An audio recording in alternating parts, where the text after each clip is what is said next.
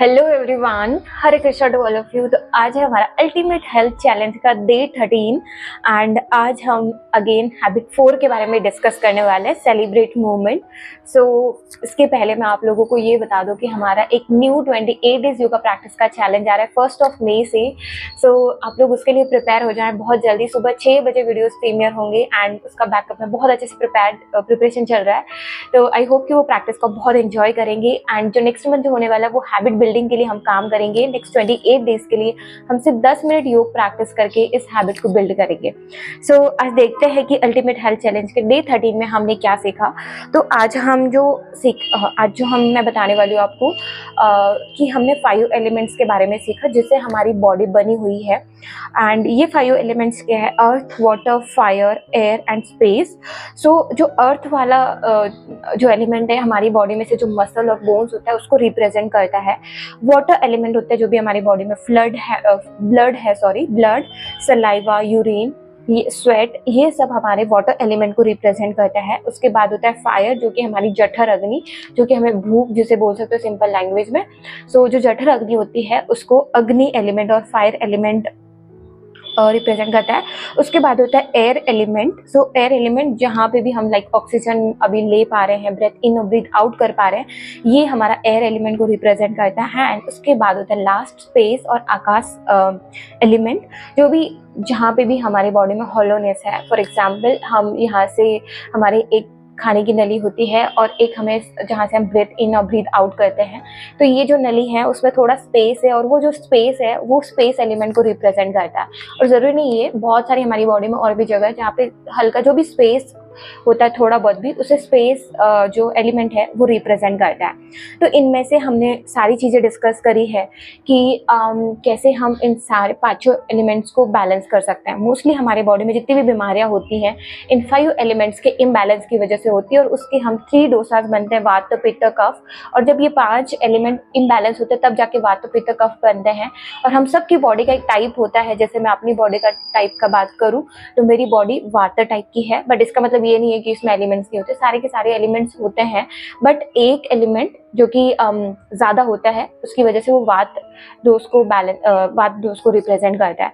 तो अब देखते हैं कि आपने बहुत बार ऐसे सुना होगा कि हमें या हमारी फैमिली में से हमारी मम्मी को या पापा को बहुत सारी हेल्थ इश्यूज है, प्रॉब्लम है, लेकिन जब रिपोर्ट्स निकलवाते हैं तो कहीं ना कहीं नॉर्मल आते हैं और डॉक्टर बोलता है कि कुछ भी नहीं है, एवरीथिंग इज नॉर्मल। सो ऐसा क्यों कहा गया है कि मेरी मम्मी भी ऐसे कभी को बोलती है तो मुझे तो इतनी प्रॉब्लम हो रही है, फिर डॉक्टर नॉर्मल क्यों बोल रहा है?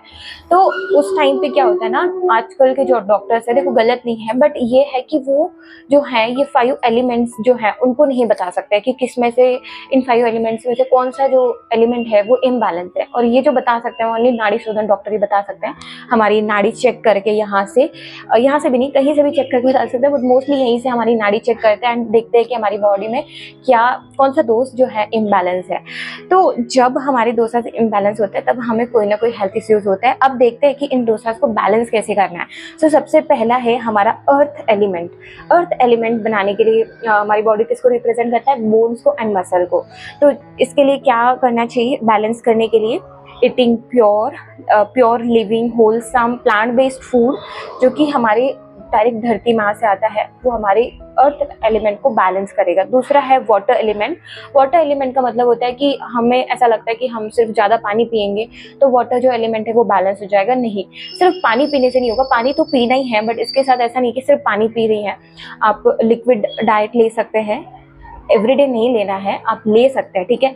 उसके बाद जूसेस हो गए, फ्रूट्स हो गए, वेजीज हो गए, या फिर वाटर रिच खाना भी, जैसे खिचड़ी हो गई, पतली खिचड़ी हो तो उसमें क्या पानी ज़्यादा है, तो आप ऐसे भी खाना ले सकते हैं। ये हमारे वाटर एलिमेंट को जो बैलेंस करता है। उसके बाद है हमारा fire element. So fire element और एयर एलिमेंट के बारे में हम डिटेल में डिस्कस करेंगे कि इन दोनों को कैसे बैलेंस में करना है। उसके बाद होता है हमारा स्पेस एलिमेंट, कि हमारी बॉडी का जो स्पेस एलिमेंट है उसको कैसे बैलेंस करें।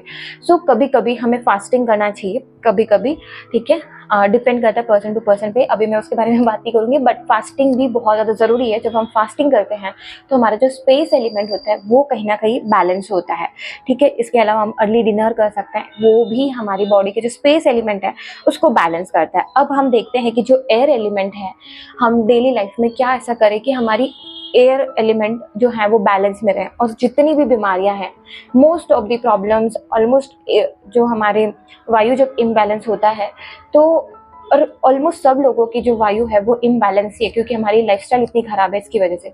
तो ऑलमोस्ट 80 बीमारियां हो सकती है, ऐसा कहा जाता है। सबसे डेंजरस एलिमेंट है एयर एलिमेंट। ये किसी का बैलेंस नहीं होता, और बैलेंस अभी देखोगे गैस का प्रॉब्लम है, एसिडिटी का प्रॉब्लम है, बहुत छोटे छोटे प्रॉब्लम है, उसके सोल्यूशन भी बड़े जल्दी मिल जाते हैं, लेकिन सबसे बहुत इजी हो जाता है, बहुत इजीली ये जो एलिमेंट है वो इम्बैलेंस हो जाता है। तो उसके लिए क्या कर सकते हैं, सबसे पहला तरीका है वर्कआउट आउटडोर्स। ऐसी जगह पे वर्कआउट करो जहाँ पे आप खुलकर ब्रीथ कर सकते हो। आउटडोर का मतलब ये नहीं है कि आप कोई प्रॉपर अब गार्डन में जा सकते हैं, आप अपनी बालकनी अगर आपकी बड़ी है तो बालकनी में बैठ के करें, छत पे करें, बट ओपन स्पेस होना चाहिए जहाँ पे वेंटिलेशन बहुत अच्छा है, जहाँ पे आप खुलकर ब्रेथ कर सकते हो। एंड मुझे पर्सनली गार्डन बहुत ज़्यादा पसंद है, सुबह की जो फ्रेश एयर होती है वहाँ पे आप जाके अपना वर्कआउट वगैरह कर सकते हो। तो ये एक तरीका है। अगर आप जिम वगैरह जाते हो तो वहाँ की जो विंडोज़ है उसको थोड़ा ओपन कर लो ताकि बाहर की हवा आए, ये कर सकते हो, ठीक है। एंड दूसरा तरीका है अच्छे सिंथेटिक क्लॉथ पहनने की बजाय हमें कॉटन, लिनन, हेम्प या जूट इस तरीके के कपड़े पहनने चाहिए। देखो मैं तो ज़्यादातर जो कपड़े हैं वो सिंथेटिक क्लॉथ ही पहनती हूँ, मोस्टली स्पोर्ट्स वेयर रहते हैं मेरे, बट ये बहुत कम टाइम के लिए रहता है। फॉर एग्जांपल अभी मैं इवनिंग में योगा सेशन कराने जाऊँगी तब मैंने वो पहनूंगी और वापस आते ही चेंज करती हूँ। वैसे सेम है, अब मैं ये वीडियो शूट कर रही हूँ तब मैंने ये कपड़े पहन रखे, थोड़ी देर बाद इसको भी चेंज कर लूँगी, तो मैं घर पर आके चेंज करती हूँ, बट ये मुझे ज़्यादा कंफर्टेबल लगता है इसलिए मैं पहनती हूँ। बट आप अपने हिसाब से प्रीफर कर सकते हो। मैं ट्राई करूँगी थोड़ा सा कॉटन में वापस से चेंज करने के लिए कि योगा के लिए कुछ बेस्ट हो सकता है क्या। उसके बाद देखते हैं कि फायर एलिमेंट को कैसे बैलेंस किया जाए। तो सबसे बढ़िया तरीका है धूप सेकना, धूप ले लो, बाहर बैठो थोड़ा सा, सनलाइट जो है सबसे बेस्ट तरीका है फायर एलिमेंट को बैलेंस करने का। जब हम फायर एलिमेंट हमारा बैलेंस में होता है तो उससे क्या होता है कि हमारे जो बोन्स होते हैं वो काफ़ी स्ट्रांग होते हैं, ठीक है। विटामिन डी की कमी हमें नहीं होती है, मोस्टली हम सबको विटामिन डी की कमी है, मुझे भी है, मैं ऐसा नहीं बोल रही कि मुझे नहीं है, मुझे भी विटामिन डी की कमी है। मैं कभी कभी इसके सप्लीमेंट्स लेती हूँ और कभी कभी नहीं भी लेती हूँ। एंड उसके बाद इसके जो फ़ायदे हैं वो है इंस्टेंट मूड लिफ्टर। ये आपके मूड को इंस्टेंटली रिफ्रेश कर देगा, अच्छा कर देगा धूप जो है। तो ये थे आज के 5 एलिमेंट्स के बारे में डिस्कशन। एंड इसके साथ हमारी हैबिट 4 होती है कंप्लीट सेलिब्रेट मूवमेंट। ये कितना ज़्यादा ज़रूरी है इसके बारे में डिस्कस कर चुके हैं। So that's it for today. चलो मिलते हैं कल, तब तक के लिए राधे राधे सभी को।